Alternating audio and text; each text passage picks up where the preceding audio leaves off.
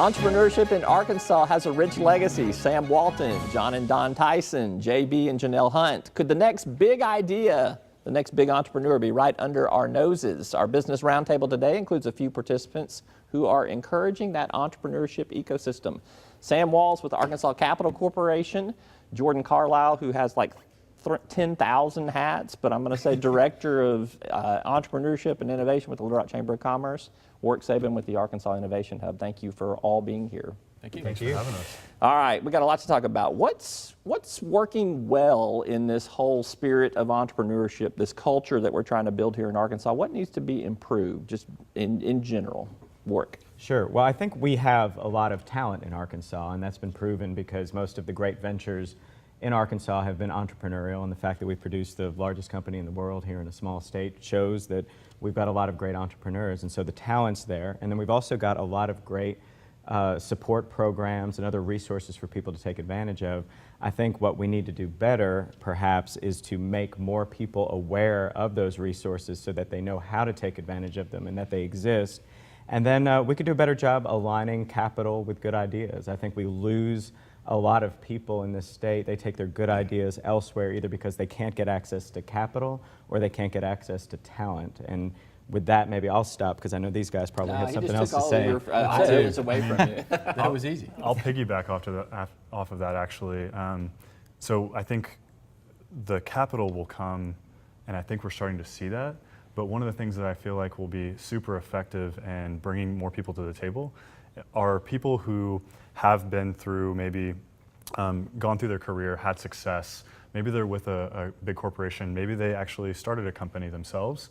We need those people, more of those people stepping to the plate because as they're exposed to these good ideas, I mean, it makes business sense to be involved in the startup community because there are really great ideas. Like you said, there are really talented people. So I think exposing more people to that concept of that if you do give up your time, that's all it takes, to come and check out, go to the Innovation Hub or go to the Venture Center or come to an event and just see what these young people are working on. All you're going to do is spend your time getting to know some talented people. Like the Governor's Cup that just went down this last week, which was a great event for a lot of young people with some business plans and ideas. Oh, absolutely. I think we've done that for 15 years now. And you see now, I mean, we never did it as, say, let's have a competition so that it would generate businesses per se. We wanted it to promote this notion of entrepreneurship. Now, we've been fortunate that we've actually seen businesses come out of it now. But it has contributed to that broader conversation of hey, make a job versus take a job, or hey, I'm not happy in my job. Well, maybe I could do this thing. And where we've got better in the state, it has been taking away the fear and putting resources out there that say, I'm not going alone, I have mentors, I have other resources that I can draw from. But I think the drawback we can do better, probably every state in the union with the exception of a few areas could say this, and that is it's that capital. And it's challenging, and you've heard examples time and time again of businesses, we incubate them, we being the state or individually incubate them at a certain point, and then you go to the capital sources and they say, well, you're in Arkansas.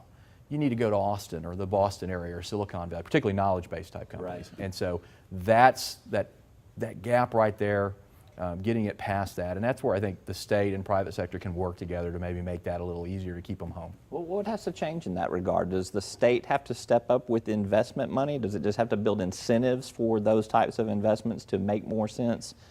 And do we have the capital on the sidelines here in Arkansas? We certainly don't to the magnitude that you might find in a Silicon Valley or a Boston, for instance, where there's more than you could ever say grace over in that respect. What's the solution to that? Well, I think it's all of the above. I mean, everything you just said. I think that compared to other states that are more successful in this realm, we as a state invest less in our own entrepreneurs and in the startup ecosystem and infrastructure. I think we see a lot of money in Arkansas that doesn't play in the startup community, mainly because they're not connected to it. They don't know enough about it. There aren't avenues for them to kind of get acquainted with those companies that are coming up. And then we're not attracting capital from outside of the state. And we don't do ourselves a lot of favors sometimes also in just how we portray the state as a sort of place that is welcoming of the kinds of companies and the kind of culture that creates these kinds of companies. Although we're doing better, there's a recognition of that, especially in places like Northwest and Central Arkansas, but we need to do better there too. So again, it's not a one-shot solution, I think. Yeah, I think it also takes a long-term commitment to it. There's an entrepreneur who is kind of a mentor of mine, or that I look up to. His name is Brad Feld, and he came up with this thesis for how they built the startup community in Boulder, Colorado. And it started 20 years ago, but it took the entrepreneurs there really making a cognizant effort to say, we're going to stay here and we're going to help throw down the ladder for the next folks to climb up. So then you start building waves of entrepreneurs who can then do the same thing. So as we continually do that, you're just going to see more and more ideas come to life, because entrepreneurs are going to kind of reach down and help the next wave come up. Yeah, Sam, Jordan's talking a little bit too about changing the mindset here that I think we have. Our traditional economic development model in Arkansas is recruit a business here, provide some infrastructure, and let it grow some jobs for us here. The mindset in the entrepreneurship community is that you might have 1 in 10, maybe 3 in 10 businesses, if you're extremely fortunate, succeed. That's not really the game plan that a lot of people looking to invest money look for in terms of those winning percentages. Well, I think there's two issues. From the state side, the public side, the challenge is, and it's us, the community, that do it, because, hey, we say, hey, go do this, Arkansas, go do it, and then deals are not going to work. We're going to lose money on the deal, and then very quick to go, oh, why did you possibly put money into that? Yeah. And so it's from a perception and a realistic understanding as to, hey, if we're going to play in this game, there's going to be losses. So from the public side, everyone knowing what we're getting ourselves into, and then how do you go about do it? Are you asking the public sector to try to make bets, or do you put it out to private to do better due diligence, and really that conversation. From the private side in Arkansas, I think the challenge is generational. There are areas in the country where when they sit down to breakfast or dinner and the children listen to their folks, they talked about, hey, we made our money because, and granddad or grandmother made their money because they invested in small companies and they did it. In Arkansas, we're kind of in the first generation of that. You've seen some of it, but a lot of them, my dad used to say, he's at a table and his dad was a truck driver, his mom was a nurse, and we have a lot of that as well. So it's that comfort level of making that investment into startups and things along those. We're still getting there. Well, and I want to be candid and blunt about something, because in the public sector, the typical thing is we kind of throw a lot of money after big projects.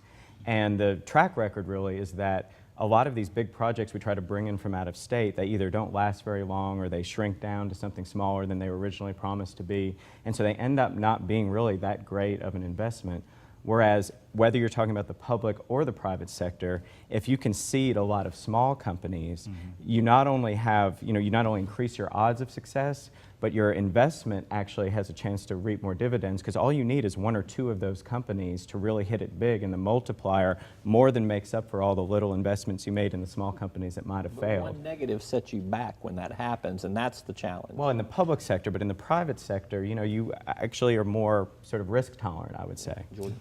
Yeah, I think that one positive kind of silver lining you can look at some of those failures too is if you're investing in, say, a portfolio of companies and only one of them hits, well, all the other ones that you invested in, they're likely building up experience and they're training people that can then probably go and work for the one that did make it. Or they're going on and doing other things that will eventually have success. That's why I think it takes that long-term commitment. But those little investments over time, like you said, I think we could spend another half hour talking about this, but I'm getting the wrap-up sign from everyone here, so I'm going to say thank you, and let's continue this conversation, all right? Absolutely. Sam Walls, Jordan Carlisle, Warwick Sabin, thank you very much. Thank you.